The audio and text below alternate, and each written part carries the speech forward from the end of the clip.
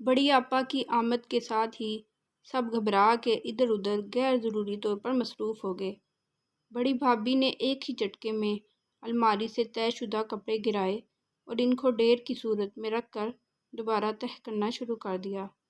ہاتھ اتنا ہلکے چلا رہی تھیں گویا کہ کمزور سیل والا برقی کھلونا ہو۔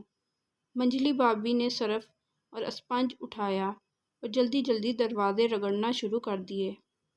چھوٹی بھابھی نے ادھر ادھر نظر ڈالی کہ فوری طور پہ کیا کریں۔ سامنے ہی تانیہ تولیے سے سر رگڑتی نظر آئی۔ اس کو پکڑا اور غسل خانے میں گھس گئیں۔ مل مل کے نہلانے لگیں۔ تانیہ لاکھ رو رو کے فریاد کرتی رہی۔ اماں ابھی تو نہلایا ہے آپ نے، معاف کر دیں، بار بار کیوں مل رہی ہیں؟ میں کوئی میلا کپڑا ہوں؟ لیکن چھوٹی بھابھی جانتی تھیں کہ بڑی آپا نے اگر فارغ دیکھ لیا تو ان کے قیام کے دوران ایک طویل لیکچر سننا پڑے گا۔ اس سے تو آسان تھا وہ تانیہ کو 2 کیا 10 بار نہلا دیتی۔ بڑی آپا کی آمد بھی اچانک ہوتی تھی، ورنہ تو بھابھیاں سارے ہفتے کے کام اٹھا کے رکھتیں اور ان کی سواری باد بہاری کے اترتے ہی شروع کر دیتی۔ مگر لاکھ پوچھنے پر بھی وہ نہ بتاتی کس دن اور کب آئیں گی۔ بس دروازے پہ جب زوردار طریقے سے بیل بجاتی تو سب کو پتہ چل جاتا اور ہڑبڑا کے جس کو جو کام آتا شروع کر دیتا۔ بڑی آپا پہلے ساؤتھ افریقہ میں رہتی تھیں۔ 6 ماہ پہلے ان کی پاکستان مستقل تشریف آوری نے تو ایک نئے ہی دور کا آغاز کیا تھا، جس کا نام تھا کام کام اور بس، ہر دم ہر لمحے سب کو دکھا کے کام۔ اور جو کوئی اس بات کو نہ مانتا وہ گھنٹو پکڑ کر اس کو قائل کرنے کی کوشش کرتی، جس کو سننے سے آسان تھا کہ طے لگائے کپڑے دوبارہ فولڈ کر لیے جاتے، پالش شدہ دروازوں کو صاف کر کر کے رنگ اتار لیتے، نہلائے ہوئے بچوں کو سہ بار نہلا دیتے۔ آج بھی بڑی آپا نے آتے ہی طائرانہ نگاہ سب پر ڈالی۔ ساری بھابھیاں کسی نہ کسی کام میں لگی تھیں۔ اماں بھی اطمینان سے بستر پہ دراز کوئی کتاب پڑھ رہی تھیں۔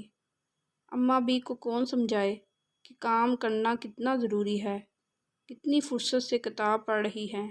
سیدھا باورچی خانے میں گئیں۔ سالن تیار تھے، دھلے برتن، چمکتا سنک، کہیں کوئی کمی نظر نہ آئی۔ سب ماسیوں کا کام ہے بھئی۔ عقابی نظروں سے ادھر ادھر دیکھا۔ آخرکار چائے کی پیالیوں کے نیچے جمی پرانی چائے کے نشان نظر آ گئے۔ یہ دیکھو، اتنی توفیق نہیں کہ ذرا سا رگڑ کے کپ دھلوا لے کوئی۔ جٹ اسپنج نکالا اور رگڑنا شروع کر دیا۔ بھابھیاں بیچاریاں الماری کئی بار صحیح کر کے، دروازے چمکا کے، بچے نہلا کے نکلیں تو بڑی آپا ابھی تک وہی کپ رگڑ رہی تھی۔ تینوں نے آنکھوں ہی آنکھوں میں ایک دوسرے کو اشارہ کیا کہ اب کیا کریں۔ خیر مرتے کیا نہ کرتے۔ اندر آئیں اور کھانا نکالنا شروع کیا۔ سب دسترخوان پہ بیٹھ گئے۔ آپا کا انتظار تھا، لیکن وہ پیالیاں مانجھ رہی تھیں۔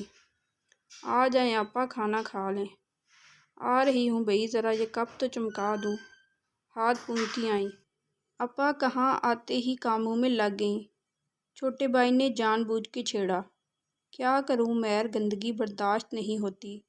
کام کرنے کی ایسی عادت ہے ہمیں، باہر رہ کر کیا بتائیں، یہاں جیسے عیش کہاں باہر والوں کے۔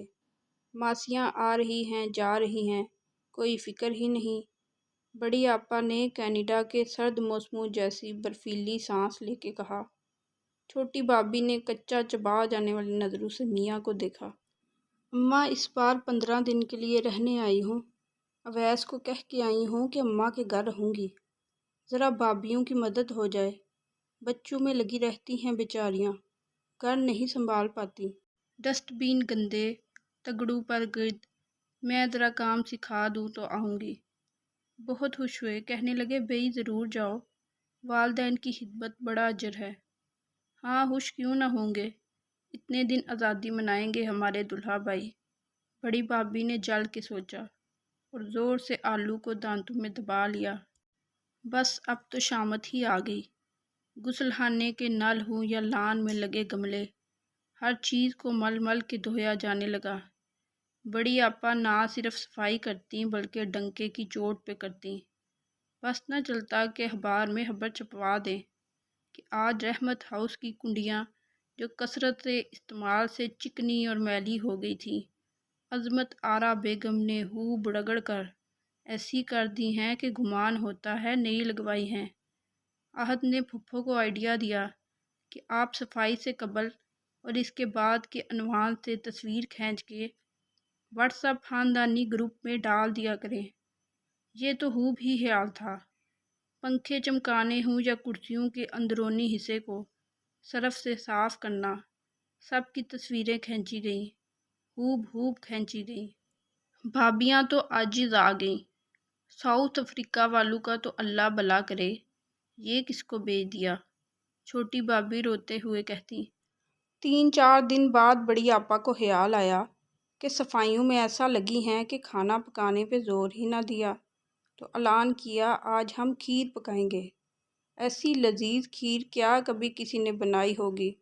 رات بھر دودھ گاڑھا ہوتا رہا، کلاکند ڈالی۔ گھر کا بچہ اس شاہکار کھیر کے انتظار میں تھا کہ کب یہ کھانے کو ملے گی۔ رات کے کھانے کے بعد خوبصورت مٹی کے پیالے میں سجی کھیر لائی گئی۔ سب نے جلدی جلدی کٹوریوں میں نکالی، لیکن جس کے منہ میں پہلا چمچ گیا، آہ آہ کرتا بھاگا۔ کیا ہو گیا؟ بڑی آپا نے حیرت سے دیکھا۔ چمچ بھر کھایا، دل متلا گیا۔ کڑوی، تو شکر کی جگہ کیا نمک ڈالی تھی انہوں نے؟ دماغ چکرا گیا۔ ابھی کچھ ہی دیر پہلے تو وہ آج کی عورتوں کی نااہلی اور سستی پہ بیان دے رہی تھی۔ کیسے جھٹ پٹ کھیر بناتی ہیں، بھلا ان کو کیا پتا کہ کیسے جان جوکھم میں ڈال کے رات بھر دودھ میں گھونٹا لگا کے چاول کو سل پہ گھنٹوں باریک کر کے کھیر بنتی ہے۔ اور اب کیا کہیں، کون اس گھنٹوں پکی کھیر کو کھائے گا؟ کلی کی سونف کھا کے اماں کے کمرے میں آ کے خاموشی سے لیٹ گئی۔ آج تو ہمت ہی نہ تھی کہ کچن سمیٹتی۔ رات گئے تک کئی بار ریک چمکاتی، چولہے صاف کرتی، پوچھے لگاتی۔ کیا ہوا بیٹے؟ اماں بھی نے ان کی تکیے میں سے سڑ کرتی آواز سن کے پوچھا۔ اس قدر محنت سے کھیر بنائی، 2 دن لگ گئے، پتہ نہیں غلطی سے نمک گر گئی، لیکن کھیر کھانے کے لائق نہ رہی۔ روئی آواز آئی۔ وہ دن کیسا ہوگا جب جان کھپا کے کیے جانے والے کام ذرا سی ریاکاری اور دکھاوے کی وجہ سے قابل قبول نہ ہوں گے۔ تمہارا اس رونے کا تو کوئی مقابلہ ہی نہیں، اس دن برباد ہو جانے والے اعمال کے رونے سے۔ اماں کیا کہہ رہی ہیں؟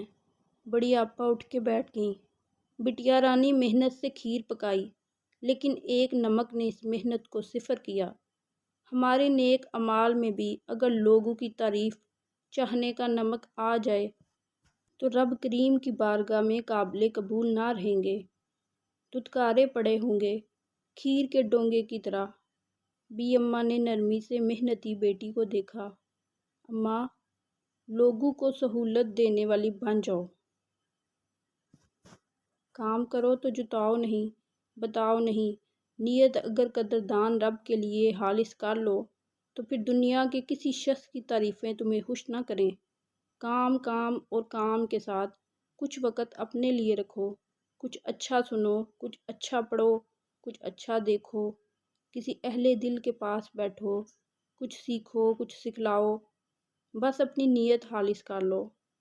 بڑی آپا خاموشی سے سن رہی تھی۔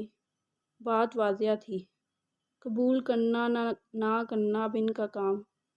تیرے سے اٹھیں، وضو کر کے کسی مہربان کے آگے سجدہ ریز ہونے، ندامت کے آنسو بہائے۔ بی اماں مسکرا دیں، جانتی تھیں کہ ماؤں کو بعض دفعہ تیار لذیذ کھیر میں نمک ملانا پڑتا ہے تاکہ زندگی کھٹ میٹھی سی رہے، نمکین کھیر کی طرح بدمزہ نہ ہو جائے۔ آپ کو میری یہ ویڈیو کیسی لگی؟ کمنٹ سیکشن میں اپنی رائے کا اظہار ضرور کیا کریں۔ شکریہ۔